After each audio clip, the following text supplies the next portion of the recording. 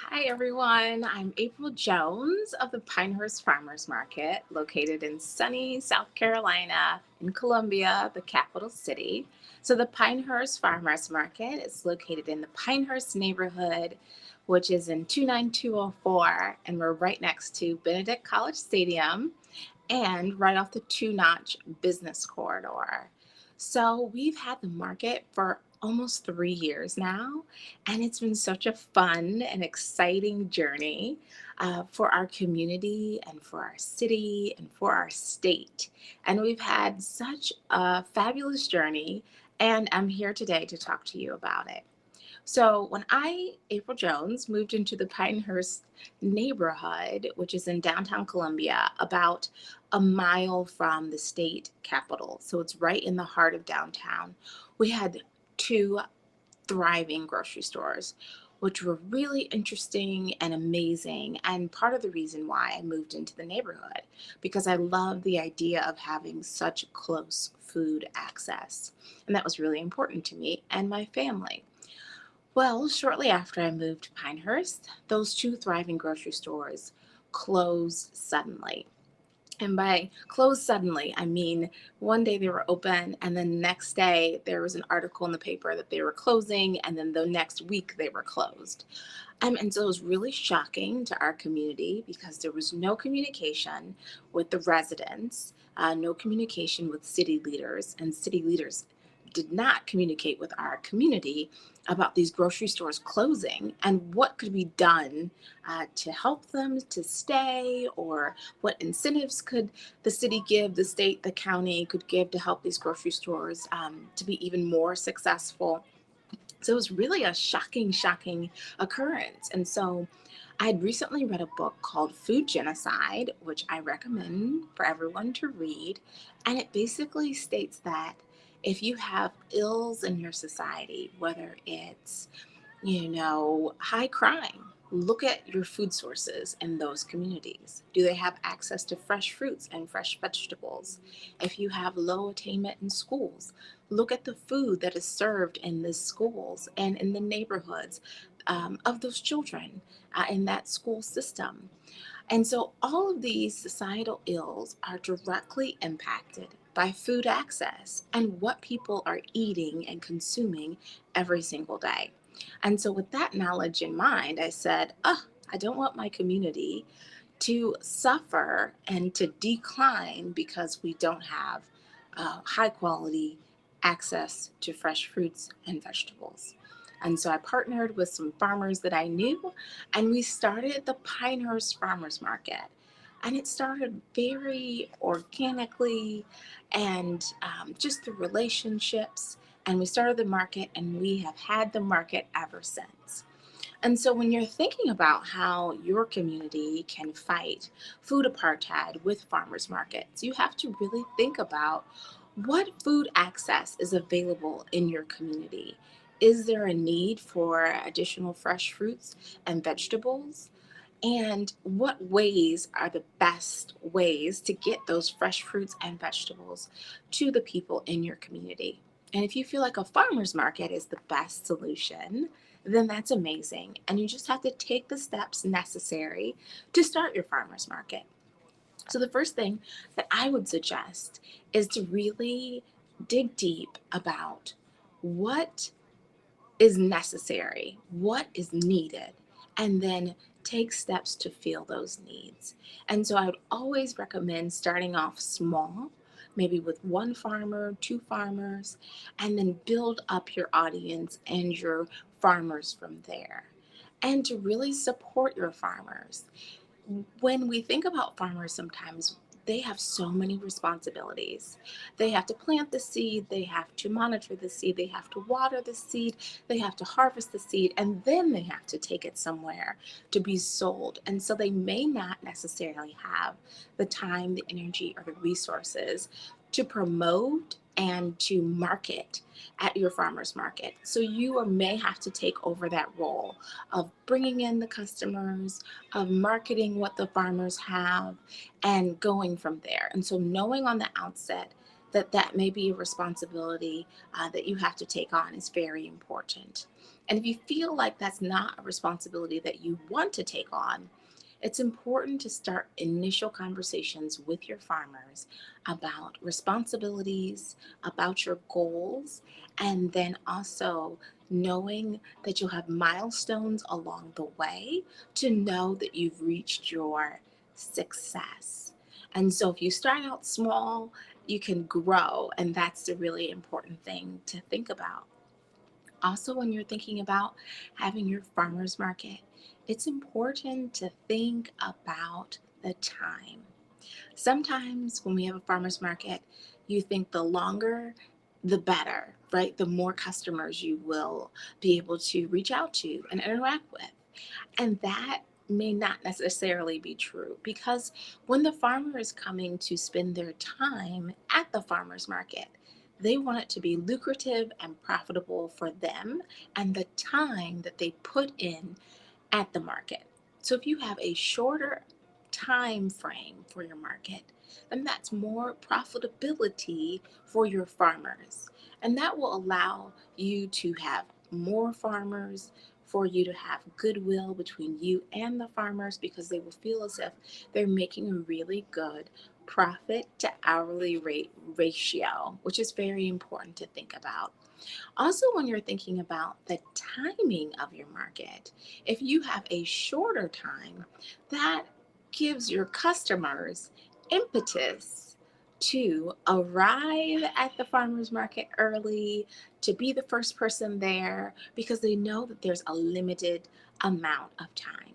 So for the Pinehurst Farmers Market, we start on Wednesdays, which is a great midweek day. And then we have our market from 1:30 until 3 o'clock.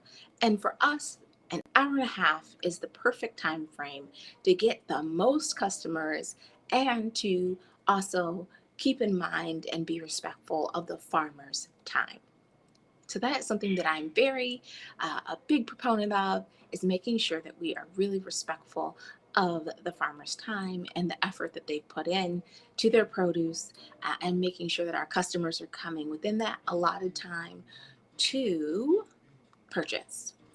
When you're thinking about customers, you have to really think about meeting their needs. And so when you're creating your farmers market to fight food apartheid, you want to think about where you are geographically and culturally where you are in the country, and think deeply about the types of foods that people in your community are eating. So I'm located in the southeast, which is amazing. It's hot, it's warm, it's friendly, it's exciting. And we have a rich, beautiful, uh, historical culinary history here in South Carolina. So we were a huge rice producer, and so people eat a lot of rice still to this day in South Carolina. We have cowpeas, which are kind of like a black eyed pea, they're in the same family. And so those are very prolific here. We have muscadines, very popular. We have okra, which is delicious and amazing and very popular as well. And then we have turnip greens and collard greens, many different varieties, which are very popular culturally to us as a people. And so for our farmers market, we highlight and celebrate the diversity of South Carolina and the diversity of the food that we have. And we really promote and highlight things that are in season. So we start out in the springtime with the strawberries, and they are beautiful and ripe and delicious, and the season is so short. And then we go on to our blueberries and our blackberries and our muscadines. And so you can kind of see the progression of the beautiful, delicious, amazing fruits. And then in the fall, we have our beautiful cabbages, rutabagas, collard greens, many different types, mustard greens, onions, and garlic. And so you can see the progression of the food. And so make sure that you are highlighting fruits, vegetables, foods that people in your community are culturally connected to and can access readily.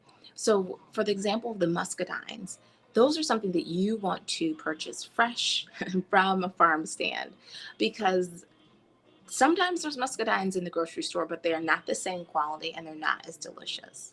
And the same thing with the strawberries. You want strawberries in season, from your own soil. And if you get strawberries, which you can year round in the grocery store, not the same quality, not the same flavor. And so that's something you can educate your customers about. Eating in season, the benefits of eating from your own soil, and ways that that helps and promotes your health. So this is just an interesting fact. If you are eating fruits and vegetables from your own soil, you have a higher nutrient dense food that is already acclimated and ready for your body to intake and to consume and to use more readily. There's something magical, something scientific about eating food from your own region. It's just more nutrient dense, better for you. And that's something that you can promote at your farmer's market. When you're thinking about fighting food apartheid, it's important to make sure you have everything tiered for your customers.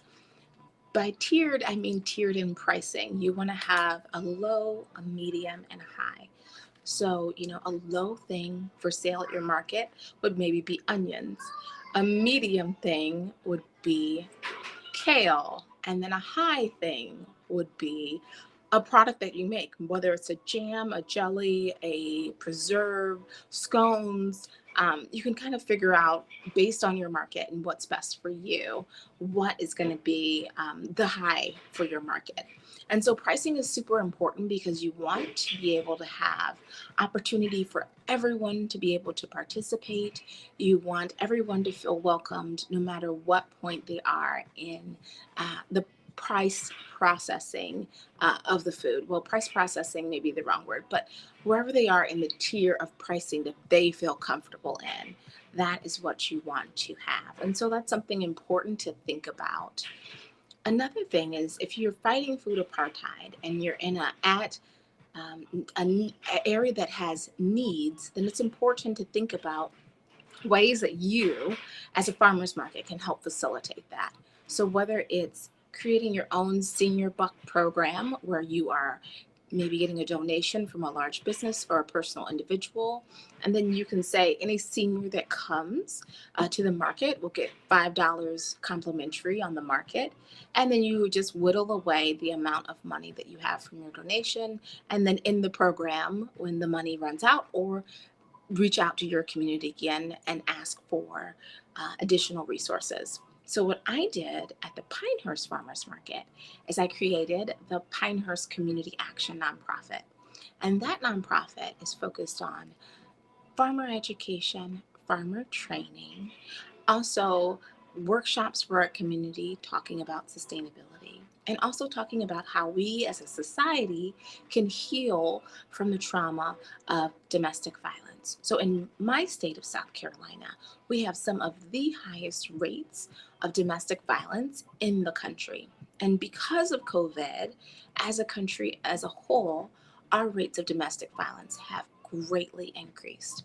And so with my nonprofit, we work with our community to talk about sustainable, holistic ways to heal from the trauma of domestic violence.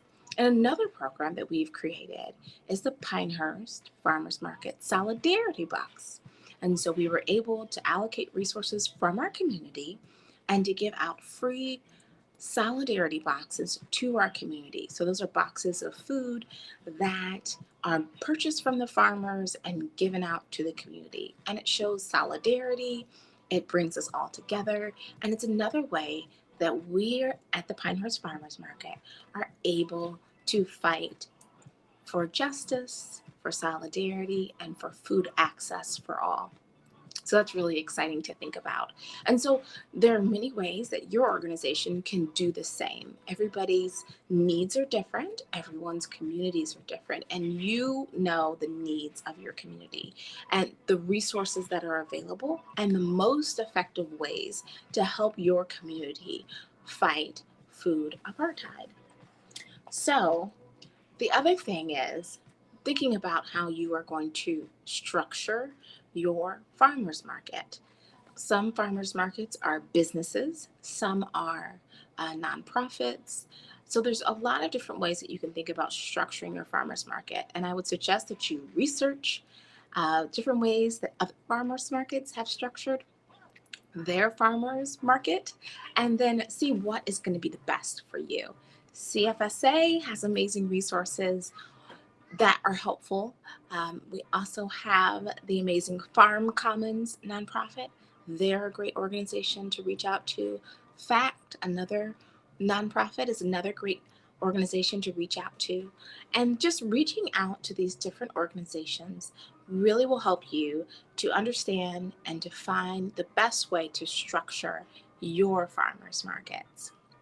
The biggest question that I receive is, how do you find your farmers? And so that is a big issue for farmers markets. And what I say is, you always have to think creatively. You don't have to have a structuralized farmer for your farmers markets. It could be a backyard farmer who has chickens, or maybe they have geese or quail, and they want to sell the eggs. It could be a market garden farmer. So this is a person who has a large garden, they have extra, and they want to sell at the market. So you have to think about it in many different ways, and how you want to find your farmers. You can do backyard farmers, you could do market farmers, you can get farmers from your community. But the key is, you have to find the farmers that align with your goals, your values, and your mission, and bring those people together. And there are always farmers available and ready. You just have to go out and find them. And so think about using your networks, think about using your church networks, your religious networks, to really stretch out and find farmers. Join sustainable organizations. That's a great way to find farmers. And you can reach out to CFSA. They know a lot of farmers. And if they don't know farmers in your particular area, maybe you live in California, they have connections and resources with other nonprofits in sustainability in California. They can connect you, and then that organization can help you to find the farmers that you're looking for. When you're thinking about keeping and retaining your farmers to fight food apartheid, it's important to treat them with respect, with honesty, and to have open communication. That is very, very important to do, and to know that there may be conflict, there may be disagreements, you may see things differently, but always research on ways to resolve conflict. And I recently wrote an article for the Farmers Market Coalition on this exact topic, on ways that you can reduce conflict, ways that you can work through conflict. And the most important thing when you have conflict is to make sure that you're having open and honest dialogue, and to make sure that you are thinking about things from the other person's perspective. And those are skills that don't just stay at the farmer's market. Those skills you can use anywhere. So feel free to use them. But those are all some things that you can think about when you're interacting with your farmers. So I'm so excited that you guys took the time out to listen to my talk about how you can resolve conflicts at your farmer's market, but also how you can fight food apartheid by having a farmer's market. And I look so much to the opportunity. I'm looking forward to the opportunity to talk to you and listen to you and answer any questions you have in the breakout. Thanks again, guys.